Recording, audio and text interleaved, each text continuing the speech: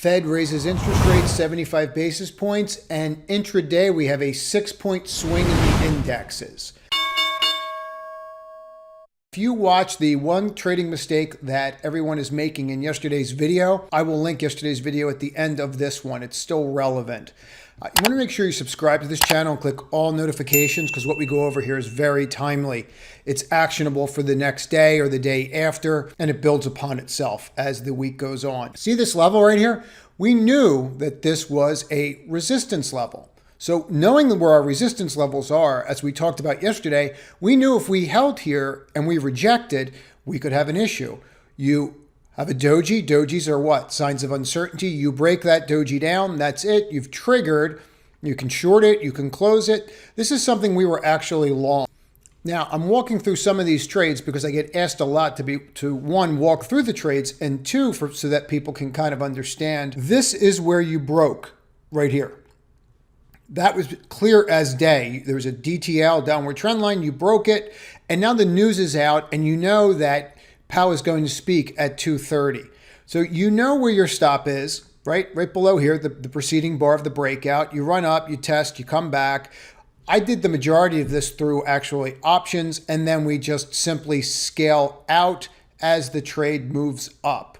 Very simple trade. Got to this level, anything that was left, you want to get out of the way. Okay. One thing I do want to go through today, I'm just going to give you a really simple hack on what you should be focused on for levels. I'll do it at the end like we did the mistake trade yesterday so people can understand the mistakes they're making and just avoid them. It's really important for you to grasp these concepts. You are not in a breakaway, runaway market. You are not in a market, and I don't need to be telling anyone that today, but you need to be aware of where you're at in the pecking order. This was another one that we did, and we did this trade. We actually were long this and short this today, and we made money on both sides of it. So this, you have a double top, and then as soon as you broke down, you started forming this bear flag. But once we got up to this level, we actually shorted it, and we're able to pull out about $1 on the trade. As appealing as now you started coming down, testing, running back up to what? Our key level, rejecting our key level. Wicks are price rejection. Breaking a wick to the downside or upside tells you which way you're probably going to go, right? 157, complete rejection. Rolls back down, 153 3/4, okay? Major support on this is 151.35. So when this broke, you had these major bars coming down. Once they hit our support levels, how do we know where our support levels are? Because we have it all drawn out before it happens. So a lot of people, when I do the live trading sessions in the trading community, will say to me, you know, it's amazing how calm you are. Yeah, I've been doing it a long time. That's definitely part of it. Another part of it is I'm completely prepared. I know exactly where my levels are. So when I come up, come back down, I can go, well, we haven't broken my level yet. So then when we have a little position here, which is really a bearish, right, harami, but then you reverse that bearish harami, which is kind of an advanced pattern recognition. But as soon as you do that, right, that's it, boom. So it was trade on. We blew some out and made $1 and then moved the stop to break even on the rest, got stopped out, and then it ripped. So I'm pointing this out for a reason. You're not going to catch everything. I take losses every single day. And anyone that states that they don't take losing trades is just not being honest. Okay? You're going to do that. The goal is to make those smaller than your gains. The reason I'm pointing these names out is you have to watch the large cap names. You need to see how Tesla acts tomorrow. You need to watch how Apple acts tomorrow on these convergence levels. Could today have follow through and repercussions? Absolutely. You're seeing it, and it could happen. Facebook comes out today and they say that things might be a little bit worse than we think they are. You're seeing the stock come in. You're breaking down again. Some pretty reputable numbers that they came out with, right, on their fundamental side. And I went over it this past week in a pretty long podcast that went on for about an hour and a half. Can we see valuations come in? Yes, you can. At some point, you're going to see just the value people just come into the name. I'm not telling you not to short. I'm not telling you to catch a falling knife. I'm just saying you have to start thinking about where are you going to. Are you going to break the pandemic levels? And the answer is, yeah, you might. You might break those levels. You might come down to this 123. This is all possible. All these levels are possible. If I was looking to short something, the ones that would be on my radar are going to be the ones that are starting to take out new lows.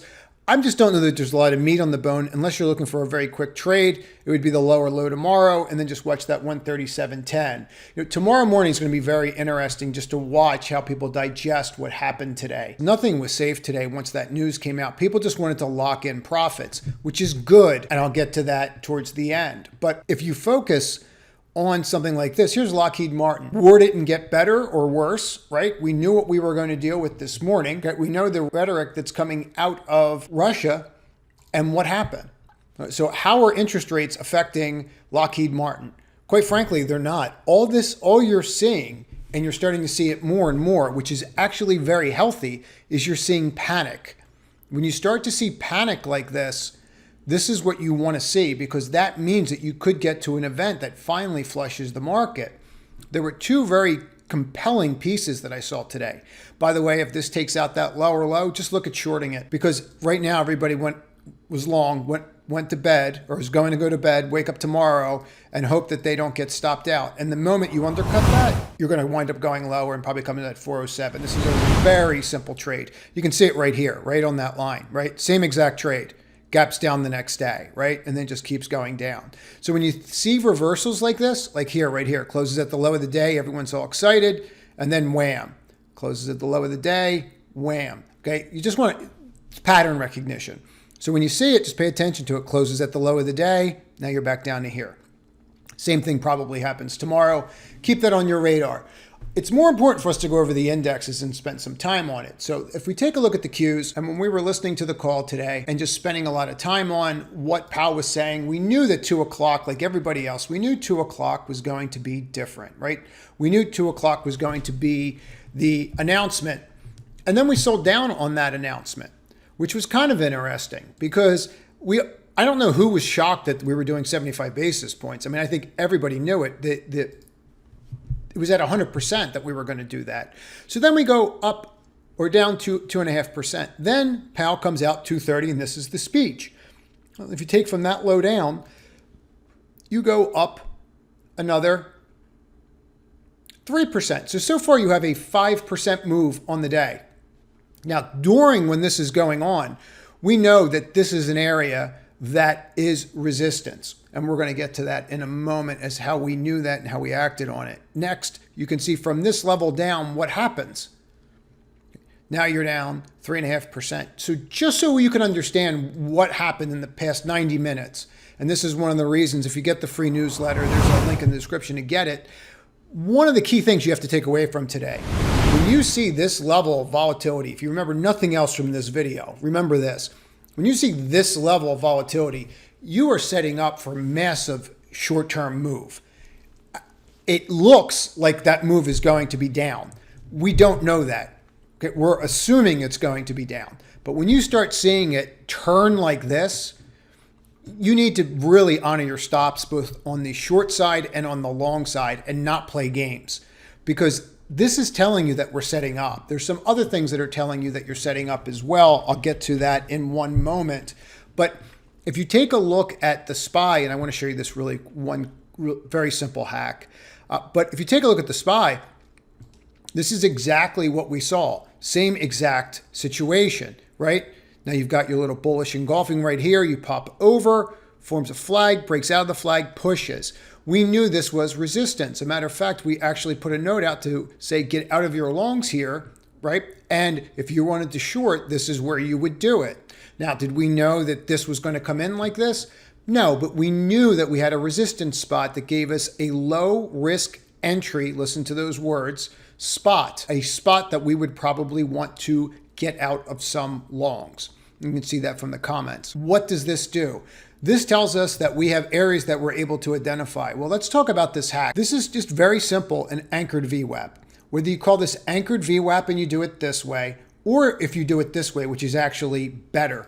So this is volume by price, and you can move it here. All anchored VWAP is doing is calculating the average of the trade. So this is CPI. Anchored VWAP is really important when you have a very specific event to put on it and then see where the players are, especially if you've already respected that event. When you use volume by price with it, it gives you another level, another dimension. Okay, how does it do that? It shows you where everybody is. So the moment that you broke through that 381.59, you knew you had no support. There was no supply there. So you knew that if you had more selling, it was just going to pick up. What exactly happened? It picked up. You know where point of control is, where the majority of the players are. As soon as we got to this level, that was it. It was time. So we did not get caught buying up here, right? Why? Because we have it all thought out. So anchored VWAP with volume by price so you can see the gap. What the hope was that you flip this level and then you pushed and you knew where your other supplies were, which is around 391. The question is, what's going to happen next? Number one, this is from the newsletter. There will be a link in the description to get it. Now, number one, this is a long-legged doji. This is on the VIX, the volatility index. You have a major battle going on here today. Okay, so just so we're clear on the level of volatility that we're dealing with today, 2560, you have a 20% move in the VIX today. That's significant, something that you need to look at. If you make a higher high on the VIX and you get into the 30s, you're going to see equity sell off. It's really that simple. Just remember that. If this VIX pops over that level, equities are going to sell off. Don't even overthink it. That's the entire idea. You break below 25, equities are probably going to rally. If you just keep that little equation in your head, you'll be just fine. But focus on that tomorrow. The second thing that you can do, you can watch the bond market. They're assuming that bonds are being bought by people that are selling equities. I don't think anybody that was in my trading room today or in the trading community today or that reads the newsletter was out there going, you know what I need to do? I need to dump Lockheed Martin right now and go buy some 10-year treasury bonds. I think they're buying this because I think they understand that the Fed is completely overshooting, and that's why we have an inverted yield curve. That's all I have to go over tonight. I hope you found it helpful. Please subscribe to the channel and hit the like button. It helps me greatly with the algorithm. If you are interested in the trading community, we are opening it up. There will be a link up here to preview it. Everybody have a great evening. Honor your stops tomorrow and trade to win.